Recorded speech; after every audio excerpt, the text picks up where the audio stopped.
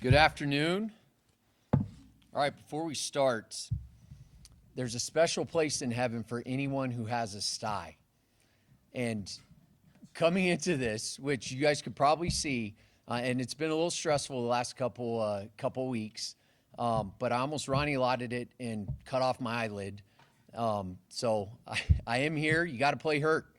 I want to thank our staff for being here. I haven't gotten to see everyone today. Thank you for taking time to come over. Obviously, this is a big announcement for us and really appreciate our staff. I want to thank you all for being here and helping us tell our story. I want to thank our president, who was instrumental in this and very much helped through this process. I want to thank OGC, Matt Weil, Matt McGee specifically. It takes a team. There are a lot of people that play a part in a decision like this and ultimately the timeline and getting to this place of what I feel could be epic. And I also want to thank the Pac-12. It's been a very obviously stressful process, but very positive. And you all know me well enough. I'm very passionate, especially when it's telling our story. And to be included in something like this, I have so much hope and faith. And I'm bullish on who we are and what we can become. And that's important to me. That's important in terms of the decision that we made in regards to what's best for our student athletes, what's best for this institution, what's best for this state, and we are the front porch of Idaho. And that weighed heavily on everything that went into this process and ultimately why I'm saying in front of you. I also want to say thank you to the Mountain West. It's going to be an uncomfortable 2 years. We understand that. I have a lot of great relationships in the Mountain West. I'm a relational person, and that very much weighs on me. I understand the uncomfortableness that this has caused them and some of my teammates in the Mountain West in terms of other athletic directors. And I can't say enough about our commissioner, Gloria, and the work that she's done, and just really grateful for them, but understanding I have to do what's best for Boise State. And that's what I feel we did today in terms of this announcement. When you think about our revenue generation and revenue opportunities moving forward and potential opportunities that we haven't even put pen to paper on yet, I feel very confident in terms of where we're at today and where we're going to be 5 years from now. We are investing in us and our future. I'd mentioned the student athletes earlier, and that's important to me. I want 18 sport programs, and I want them to be elite, and part of my job is leading them through that and investing back into their programs. I feel this provides that opportunity as well. And ultimately, our competitive excellence. When you look at the Pac-12 and the history and tradition they are, and who we are and the brand we've built over the last 30-plus years that I'm so fortunate as our leader to inherit, my job is to enhance it and grow. We're bar raisers. We're going to continue to raise this bar, and I feel this decision impacts us for many years to come. It's always a great day to be a Bronco, but today is special, and it's a day we'll look back on, and I'm excited for what's next. With that, I'll open up for questions. This has been a long-time dream for Broncos fans. Just, when did it all come together, and how did it all come together? Yeah, I think, 3.5 years ago when I arrived, this conference realignment has been constant. And I'm always thinking about what's next. And as you saw the Pac go through what they went through and teams leaving to the Big Ten and the ACC, and the Big 12, that's when it really started. You started thinking through that process. And ultimately, our conference had the scheduling alliance, and I'm really grateful for that this year. And I think it's going to help us from a strength of schedule standpoint and so on and so forth. But once those negotiations ended, I think it really opened our eyes to what possibilities could be in terms of recreating a conference. And to be a part of that on the front end and be a founding member with the other 4 Mountain West or 3 Mountain West schools and 6 in total, I felt like that was a really good opportunity for us to run out the ground balls on, and that's what we did, and resulting in today's announcement. Obviously, a few more teams are going to be needed by 2026. How big of a say does Boise State and the other 5 schools have in deciding those additions? We have a seat at that table. We're one of 6, and ultimately, as a group, we will determine what the future looks like. A lot goes into that process, and I can't speak specifically on who and what that timeline is, but we know we need to add at least 2, and everyone has a different preference, and that's where we'll come together as a group and figure out what that looks like moving forward. You talk about this story of joining the Pac-12. They have 109 years of rich history, all sorts of sports. PSU is very dominant in football, but what about other Bronco sports? In regards to how we fit in this new Pac-12, yeah, I have the same expectations that I do for football. I've been very open and public about that. Quite honestly, it bothers me that everyone views us as football and everything else. I can go down the list, and I know we don't have time, but in terms of the success of all of our programs. Now, are we a finished product? No.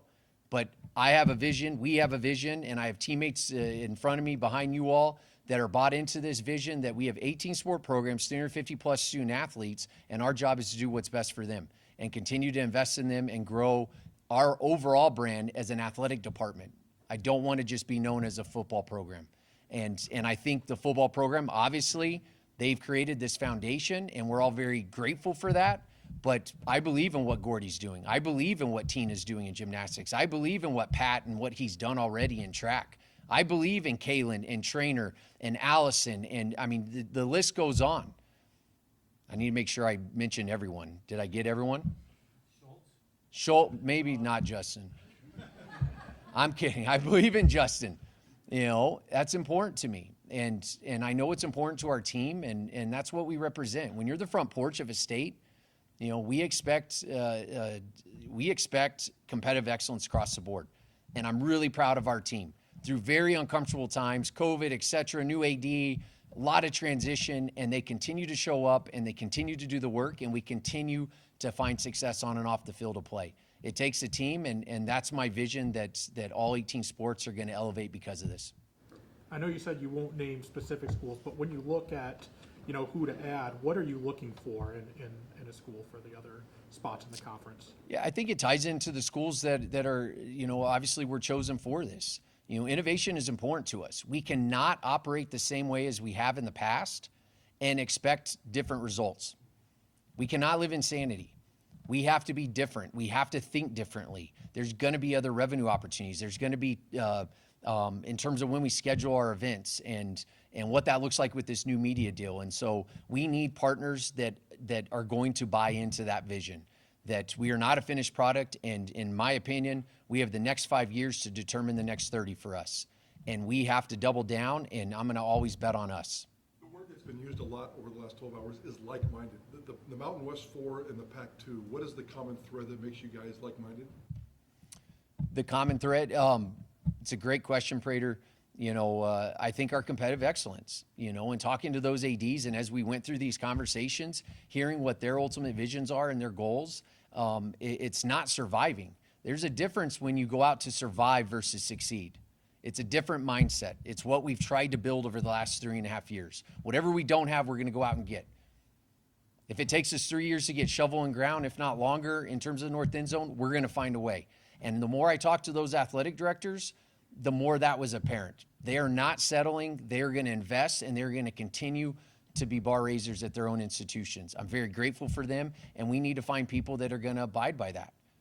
I don't want to live in sanity. I can live with failure, and I'm not here to guarantee success. That's not who I am. I will guarantee our work ethic. I will guarantee and bet on my team, and I believe we can build something epic. In terms of that, like breakup, can you speak to the breakup fee, the 17, 18 million that'll be paid to the Mountain West? Yeah. The Pac-12 will pick up some, we've heard, but Yeah. going forward, that $7 to $8 million per year, can a new television contract recoup that money? Correct. Great question, and yes, we're going to get the terms out to everyone. Usually, and this is not just my decision; it's our decision. Usually, I give you guys head coach contracts and whatever, especially you, so you don't have to email me. Okay, you wouldn't email. You wouldn't. But we are going to get those terms out, and I think you hit it right on the head. It's going to be a combination of things, but when you're weighing the risk reward, there was too much reward for us not to take this risk. There's always risk. that's part of being a CEO in athletics or an athletic director. There's always risk, but I believe in what we're building, and I believe there's a lot of potential, and ultimately it will be better for us in the long run. Do you guys have to commit to any kind of stadium expansion or infrastructure upgrades or anything like that? I think I saw you said something, Jay, about new turf, or we know about the North End Zone project, but what else is? Yeah, coming, I guess? what Jay was asking me, for those that haven't seen what he put out, is, you all know me well enough that we're not stopping. We're already on to what's next. And I was mentioning future projects. And the goal is, not the goal, we will get it done, to turf the outfield in softball. We got to change out the grass and the pitch, as coach tells me, in soccer, and we got to replace the blue. They last about 8 to 10 years, and we're probably 7 or 8 on this blue. And when you look at the North End Zone, we're probably going to have to replace some of it anyway. So those are the projects. To answer your first question, BJ, there were no commitments as of yet. When you think about the term sheet, obviously we have to go through the long form. When you think about that, potentially that could rise. One of the things we have talked about as a group, which I think is important, are minimum standards. We have to elevate, and we cannot go limping into this conference July 1st, 2026. We are going to hit it ground running. And between now and then, it gives our team a path that we're going to continue to invest and put our best foot forward come July 1st, 2026. What convinced you, or what the potential, Jeremiah, of this new media rights deal that's going to come of this conference? Like, what interests you about that potential? Yeah, I mean, once again, you look at the success of the teams that we're aligning with. You look at the potential teams that we could add. You look at the various media markets. You look at the Pac-12 enterprises, which I'm bullish on. I see a lot of value in that. We're big on telling our story and streaming and what's coming. I feel like this gives us an opportunity to be on the front end of creating something that could be epic and to have a seat at that table. And it's much easier to create than it is to undo what's been done in the past. And I think that's what I saw that will lead to more revenue opportunities. And the list is endless. Our industry is changing by the hour, and we cannot operate like it was 2005. We have to continue to think differently, and ultimately, I think this is going to give us the best opportunity to do that. And you look at the Pac and some of the things that they were well ahead of the curve on. I think those things still hold true today. I don't think they were off base at all, and that is hence the investment they had in Pac-12 enterprises. They were right on, and fortunately, we get to be a part of that now, and I think that's going to result in ancillary revenue opportunities, and we're always going to look in terms of our own department.